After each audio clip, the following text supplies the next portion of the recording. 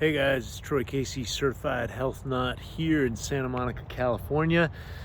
And today we are going to talk about psychedelics and the responsibility of taking them. So first and foremost, if you guys enjoy my content, I appreciate you so much. I appreciate all the supporters that have followed my work for the last 13 years. I've been on YouTube. This is my 13th year anniversary, December 2006. I was on the first time. Please hit the subscribe button if you're not subscribed already, and the notification bell to keep updated on all my super interesting and diverse content, esoteric and ancient, as well as modern conglomerations of health and healing. So today we're going to talk about psychedelics, their use, and really the responsibility of their use. And the reason I'm making this video is because quite a few people that I've been connected to over the years are starting to administer these medicines, and I don't see a lot of large initiation into shamanism, which traditionally has been an arduous path. I know, for example, my mentor in the Amazon, the great gringo shaman, Scott Peterson, spent 7 years living as a gypsy, traveling in the Amazon with the Shipipo. He had a Shipipo mentor, and they're, I don't know if you want to call it racism, but they don't like, a lot of the shamans that his shaman was surrounded by, they didn't like foreigners and gringos drinking medicine with them, and he was able to penetrate those circles and really did the deeper work and drank medicine for many years, every night, drank lots of 5, 6, 7 cups of medicine in an evening. Like, he really went through the journey making medicine, really understanding it on a very deep level, living out in the jungle, doing the shamanic diet. It was a very arduous path. And then, he bought a place in the Amazon, and it was no easy task setting that up. So what I'm saying is there's a rites of passage to be able to administer medicine and to work with the medicine. And also it's a path that, one is really called to. And I see, especially in the West, especially in Los Angeles, a lot of people drink medicine and then they step into the spiritual bypassing aspect of it. You get some visions and you think you know it all, or you've arrived, or you get on your spiritual high horse, you think you're better than other people, and then you start judging people. This is a big trap that I see. And I've been working with indigenous Maori healers for 22 years. I've been sitting in sweat lodges, and I did a lot of research and interviews in the Amazon with other indigenous leaders. And so I understand it, and I understand anyone's path of getting involved and wanting to help and maybe wanting to administer these medicines, even if they are not qualified. And qualifications, I guess, is a nebulous concept. But the way my litmus test on if a shaman is qualified for me to work with them is coherence. If I get a really resonant coherence, if I feel a neutrality, even if they have strength and power and clarity in that, like Scott Peterson. Scott also had a high level of coherence, very intelligent, very funny, very powerful way of explaining things. And my YouTube channel, if you scroll back 10, 12, 13 years ago, a lot of the content was on Scott Peterson. So my point is, it's very important that when you do these medicines to pick the proper set and setting. For many years, I certainly didn't administer these medicines. I don't even recommend them. I recommend people do their research, and then if it resonates with them and the time is right and they are ready, then they can go and do it. And I normally send people to the Amazon, or I have my own retreats in the Amazon. I've been doing that since 2007. And then I let the real shamans, take over, and I'm there to support and to offer any kind of integration coming out of the jungle. And that is the major point that I want to make.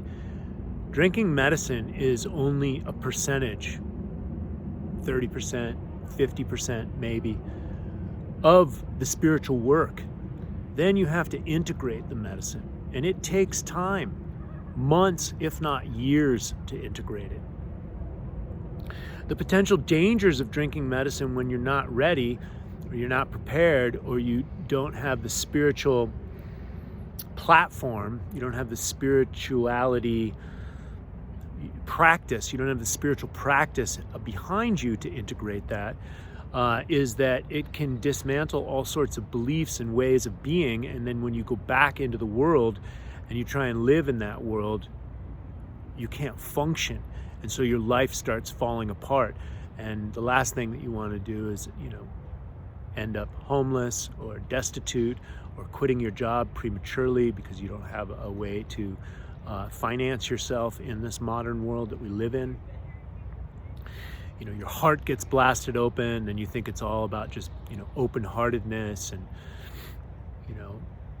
and you haven't really integrated it. Integrating the shadow is very, very important. Facing yourself, seeing who you've become, and the mistakes that you've made, or the life that you're living that's out of alignment with your soul, out of alignment with who you truly are, and then being able to put that back together in a way that is functional, right? Not dysfunctional, because you still have to operate in society, or maybe you have a family, maybe your partner's not drinking medicine, and so it takes time to integrate that. So just because you drink medicine doesn't mean you could administer it to others. And I see that happening, especially in the city of Los Angeles. People just drinking medicine consistently. I mean, most of my medicine journeys, have been very spaced out. I've done 5 ayahuasca retreats, 2 of them personal, and 3 of them with other pilgrims in groups that I've worked with.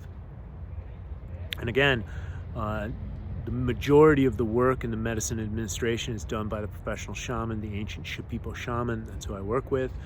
And of course, my mentor, Scott Peterson. And so there's a process. And then when you get home, it's not about drinking medicine every weekend and continuing to drink medicine. Once you get the message, hang up the phone and then do something about that message. Integrate it. It takes, anywhere from 3 weeks, 3 months, 6 months to integrate one ayahuasca experience. And the same can be said about heroic doses of mushrooms. If you're doing them in city centers with dense psychic energy, if you don't understand psychic energy, I'll give you an example. Walk into the LA Coliseum on a Saturday morning when the Trojans are getting ready to play. Right? There's a certain energy in there. Walk in there on Tuesday morning when nobody's in there. Maybe the groundskeepers are there. There's definitely a different energy when a stadium like that is open. Walk into a office building on Monday morning and then juxtapose that to Friday afternoon. There's going to be a different energy. Same thing with church on Sunday morning as opposed to that same church on a Wednesday afternoon. It's just different energy. There's psychic energy, psychic density. So you are going to be dealing with psychic density if you're drinking medicine inside of a city center. So you want to be aware of that. Also, who are the other participants that you're drinking with, and of course, the shaman that you're working with. And again, I see a lot of shamans taking up this medicine, and my mentor in the Amazon told me about the black magic that was practiced, the brujos, the witches that were out there that weren't interested in doing good, they were interested in psychic attacks on other people. Also physical sexual attacks and other forms of manipulation. These are the things you want to keep your eyes out for. Entity possession, stuff like that. This can happen inside ceremony. Read Daniel Pinchbeck's book, Breaking Open the Head, I think it's called. And, he was doing DMT willy-nilly in New York City and doing all sorts of psychedelics. And he got some kind of pink elephant demon that chased him around for quite a while. And he didn't believe in exorcisms or shamanism or any of that stuff until he had to hire a shaman to get this pink elephant demon off of him. So my point is really be very aware and very conscious and set your intentions cleanly and clearly to find the proper shaman. Just because someone has a shamanic experience and has shifted their consciousness does not make them a good shaman. And again, I see this a lot in the city centers. I see this a lot in the New Age community. I see this as a very dangerous aspect. And then you get these types of shamans, again, they're living and they're coming from, Einstein said you can't solve a problem at the same level that created it. So if you're working with a shaman that's got a lot of damage and they've had a certain level of awakening, and they think that these psychedelics are the way, but they haven't done their work themselves, be on the lookout for that. Be on the lookout for the sweet talkers. When the student is ready, the right teacher will show up. And so be very aware. Cross-reference who you're going to be taking these very powerful psychedelic medicines with. Cross-reference that with your own gut, right? Your gut intuition, your innate intelligence, and so your primal instincts. And so, you're an all-knowing self-healing mechanism. So I am a huge advocate for the proper use of psychedelics. I have done all my ayahuasca where it's legal in Brazil, Costa Rica, and Peru. I'm sorry, Brazil and Peru, I know it's legal there for sure. And I've done my work in Peru and in Costa Rica. I have drank a handful of times on the suggestion of a couple of my friends, and I kind of did it to honor them and their inclination. But again, I wasn't that interested in drinking medicine with Ojai with a 25-year-old shaman. After I sat through that, and I hold my own energy, right? I don't need a shaman to protect me. I hold my own energy, but again, I've got a lot of experience in that. And I'm not here to say, that I practice shamanism or anything. What I'm saying is I can protect my own energy. Working with the Maoris for many years, they've shown me how. They've instructed me to do such, even if I'm not on psychedelics, just if you're living in the city.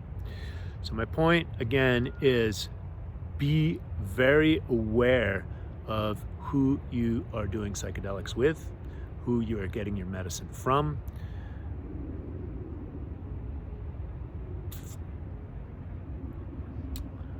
And after you've done your medicine, after you've gotten the phone call, right, then it's time to integrate. And again, most ayahuasca ceremonies, they're going to take 3 to 6 months to integrate if it's your first time, especially.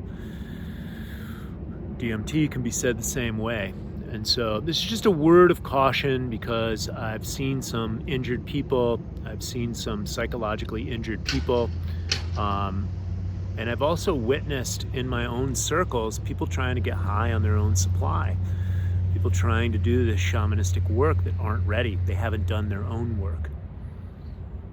They haven't done their own work. They've got their own woundedness, and they bring that into their work. And especially if you're doing this in North America, you're going to want to work with someone who's got many years dedicated to this.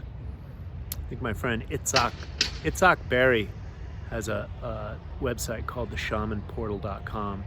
He's a good resource. And no matter what, no matter the best of the best shamans, always be aware because everyone's human. Everyone has the potential to fuck up. And so when it comes to psychedelics, protect your neck, watch your back. be honest with yourself. Okay? Thank you. I love you.